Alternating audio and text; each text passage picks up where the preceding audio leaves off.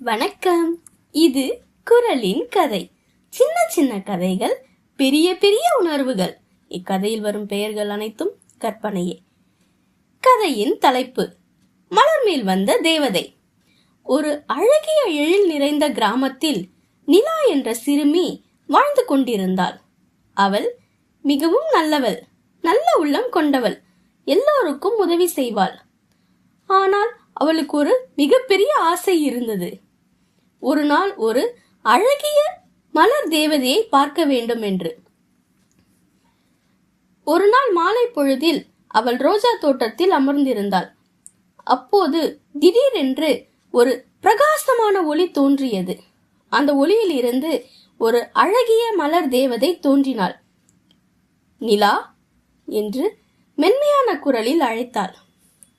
நிலா பயந்து கொண்டே, நீங்கள் யார்? நான் மலர் தேவதை, உனக்காக நான் ஒரு பரிசு தர வந்திருக்கின்றேன் என்றாள்.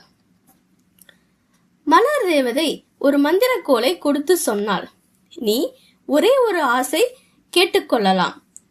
நிலா யோசித்து சொன்னாள், என் அம்மா அப்பா எப்பொழுதும் மகிழ்ச்சியாக இருக்கணும், என் வீட்டில் எப்பொழுதும் சந்தோஷம் நிறைஞ்சிருக்கணும்.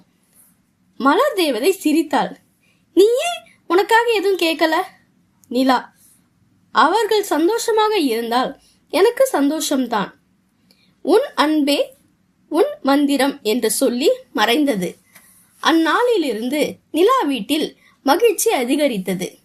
இதிலிருந்து நாம் கற்றுக்கொண்டது, உண்மையான மந்திரம் அன்பும் நல்ல மனசும் தான். இந்த கதை உங்களுக்கு பிடித்திருந்தால் பகிருங்கள். குரலின் கதை சேனலை சப்ஸ்கிரைப் செய்யுங்கள். மீண்டும் ஒரு கதையில் சந்திப்போம். குரலின் கதையில்.